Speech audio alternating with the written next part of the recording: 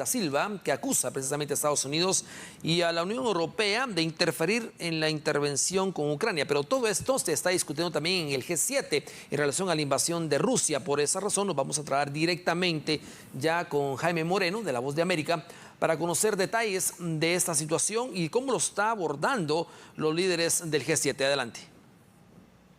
Hola, muy buenas tardes. Los líderes del G7 están reunidos y uno de los temas centrales es el apoyo que le viene dando Occidente a Ucrania. Parte de la discusión se centra en cómo mejorar los mecanismos que tienen para incrementar y hacer más efectivas las sanciones que le han venido imponiendo, por ejemplo, a Rusia para persuadirlo de retirarse de Ucrania como un mecanismo dentro de la estrategia complementaria a la parte militar que vienen desarrollando y que Europa y Estados Unidos vienen apoyando a Ucrania con ayuda técnica y ayuda militar.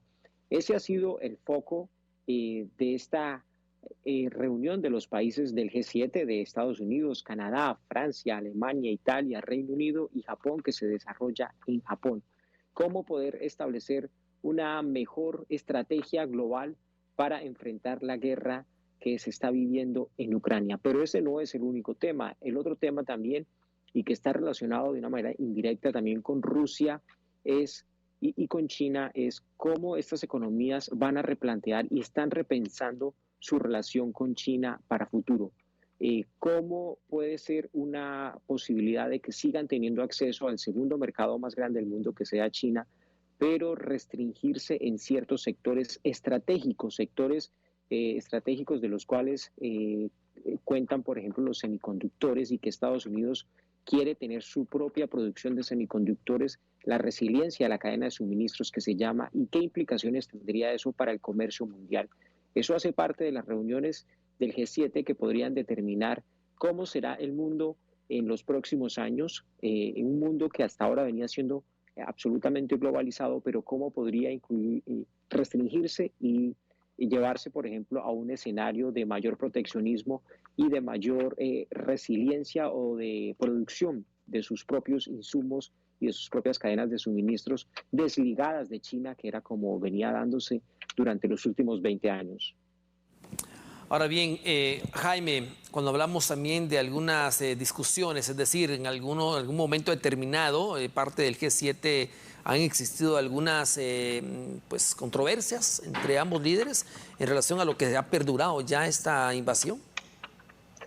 Hay controversias relacionadas en el tema de hasta qué punto existe la capacidad de proveer asistencia militar de manera indefinida, pero hasta qué punto los cambios políticos que puedan darse en cada país, todos estos son países con sistemas políticos democráticos, podrían afectar la estrategia de la guerra de Ucrania contra Rusia. ¿Por qué razón? Porque si hay un cambio de gobierno, puede que pase, por ejemplo, en Estados Unidos, no se sabe eso cómo podría variar la estrategia hacia Ucrania, el apoyo militar que se le viene dando. También podría darse un efecto de fatiga, sobre todo en los países europeos, que tendrán que producir a una mayor escala un armamento con el que no veían hasta inclusive hasta antes de la caída del muro de Berlín una necesidad de tener un armamento acumulado y potente, pero que ahora han visto, ante la invasión de Rusia a Ucrania, han visto esta necesidad. Entonces son varias las discusiones, pero esas discusiones también pasan por el ámbito del comercio, están atadas a la posición que esté tomando China, su rol. Aunque China ha dicho que no le va a mandar armas a Rusia, informes de inteligencia dicen que no se descartaría que eventualmente China lo estuviese considerando. Entonces son muchos los elementos que están en juego y que tienen que ver también con el comercio mundial y de cómo se van a plantear estas relaciones globales de ahora en adelante. Ahora bien, Jaime, con un pronunciamiento de Donald Trump el fin de semana donde él avisaba o también pues, se refería a una posible tercera guerra mundial, y luego esta reunión del G7 y el tema que sigue siendo Rusia y Ucrania, ¿a qué acuerdos están llegando precisamente los líderes? En esta reunión es como una reunión previa a la gran, digamos, asamblea del G7 que se dará el 19 de mayo en Hiroshima, en Japón. pero esto es lo que hace es como abonar el terreno, acordar cuáles son los puntos en donde existen consensos en materia de seguridad, en lo que tiene que ver con Ucrania, pero también lo que tiene que ver con el tema comercial.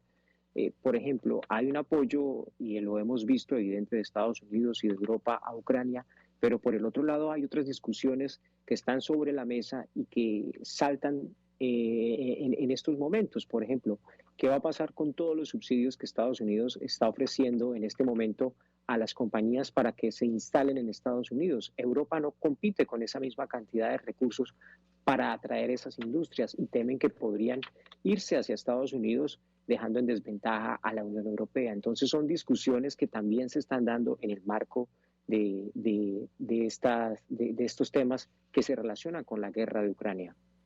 Jaime Moreno, como siempre, muchísimas gracias por la información. Estaremos muy al pendiente de estas pues ya acuerdos a los que están llegando en esta previa de la oficial que será la reunión del G7 más adelante. Así que es parte del tema, las amenazas de la invasión de Rusia a Ucrania, el financiamiento, el apoyo militar, bueno, todo esto lo conoceremos también a profundidad más adelante.